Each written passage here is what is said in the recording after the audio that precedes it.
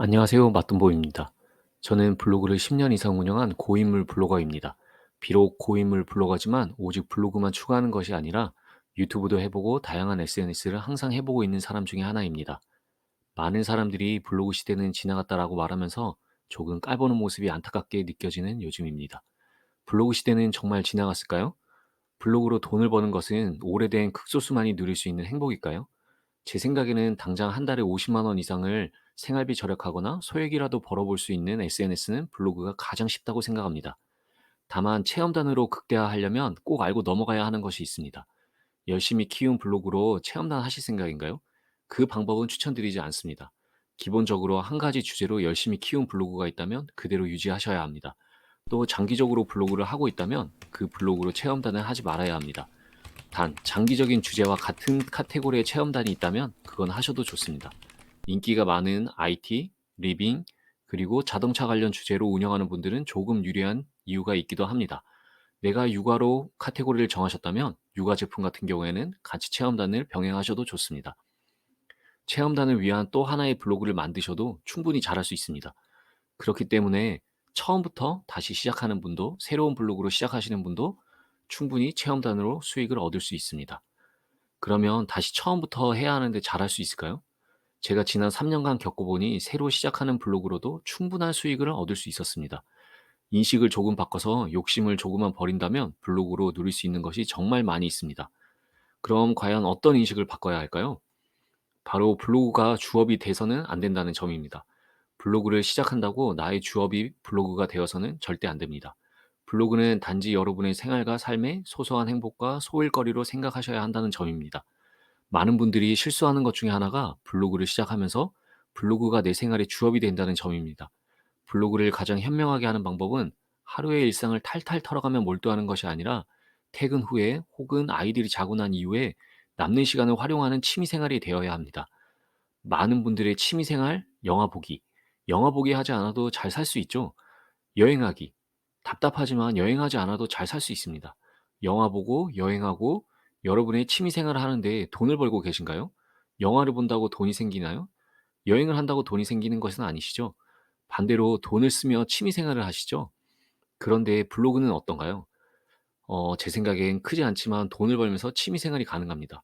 뭔가 이득이 생기는 취미 생활. 이렇게 따지고 보면 얼마나 큰 행복이고 좋은 취미 생활일까요? 이렇게 좋은 취미 생활을 잘하는 법을 알려드립니다. 우선 이렇게 추천하는데 과연 저는 얼마나 체험단을 잘 활용하고 하는지 궁금하시죠? 저희는 부부가 블로그를 하고 오래됐다는 점을 감안하고 봐주시면 좋을 것 같습니다. 저희가 받은 제품 위주로 설명을 해드릴 텐데요. 블루투스 스피커 2대를 받았고요. 체험단을 통해서 가장 쉬운 거는 각종 영양제와 유산균, 종합 비타민, 아이들 영양제까지 체험단으로 해결하고 있습니다. 이걸 구매하기 위해서는 상당 부분 가격을 지불해야 되겠죠? 원하는 음식을 밀키트 형태로 받을 수 있는 다양한 체험단도 있습니다. 그리고 운동, PT라든지 골프 연습이라든지 동네에 있는 어떤 것도 마음만 먹으면 할 수 있습니다. 운동을 하면 부족한 것이 바로 영양이죠.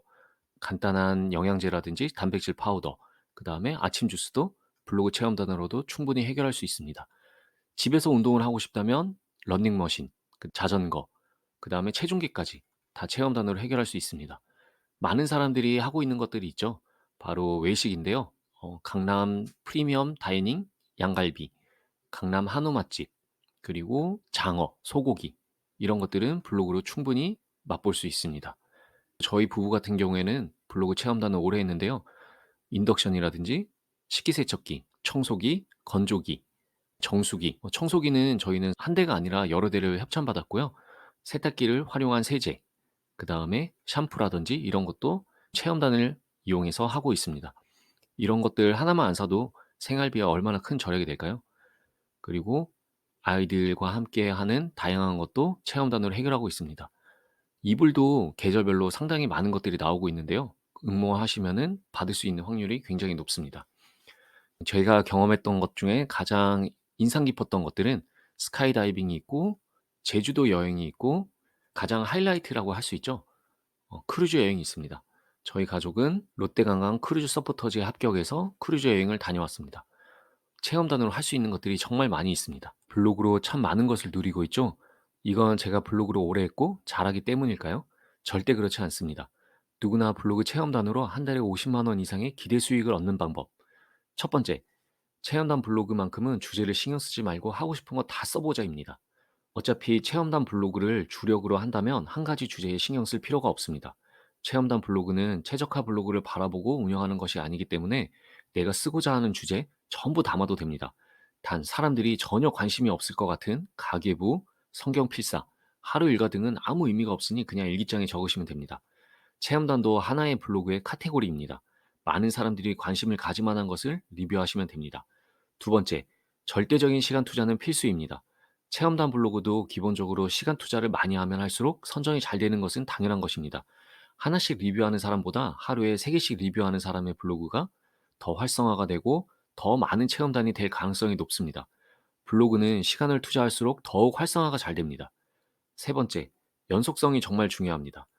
체험단 블로그는 앞에서 말한 것과 같이 최적화 블로그를 바라보고 운영하는 것이 아닙니다. 그렇다면 주제의 집중도는 크게 중요하지 않습니다. 다만 꾸준한 것은 정말 중요합니다. 주말에 몰아서 한 번에 다 적는 것이 아니라 하루에 하나라도 적을 수 있는 꾸준함이 정말 필요합니다. 위 세 가지만 지키면 새로 만든 블로그라도 충분히 체험단 블로그로 활용이 가능합니다. 이렇게 들으시니 부담이 없으시죠? 사람들이 가장 어려워하는 주제 선정도 필요 없고 쓰고 싶은 글 마음대로 써도 되고 블로그 품질도 신경 안 써도 되니 할만합니다. 그렇다면 가장 먼저 어떻게 시작하면 될까요? 블로그를 새로 개설했는데 막막할 수 있습니다. 이럴 때는 집에 있는 어떤 제품이든 리뷰를 해보시면 됩니다. 리뷰는 꼭 새 제품만 해야 될까요? 절대 그렇지 않습니다. 1년 사용 후기, 1개월 사용 후기 얼마든지 쓸 수 있습니다. 혹은 편의점에 가서 새로 나온 신제품 리뷰를 해보는 것은 어떨까요? 정말 쉽게 리뷰하면서 글을 올릴 수 있습니다. 부담 없이 하니까 글도 빨리 써지고 사람들이 궁금해하는 제품을 리뷰하니 방문자도 덩달아 올라갑니다. 이렇게 시작하는 블로그 체험단 누구나 할 수 있겠죠? 블로그 포스팅이란 처음에 쉽지 않습니다. 지금까지 들은 내용을 바탕으로 포스팅 하나를 해본다면 여러분들은 바로 체험단에 도전해 볼 수 있습니다. 지금까지 들은 내용을 바탕으로 꼭 하나 실천해 보시길 바라겠습니다. 감사합니다.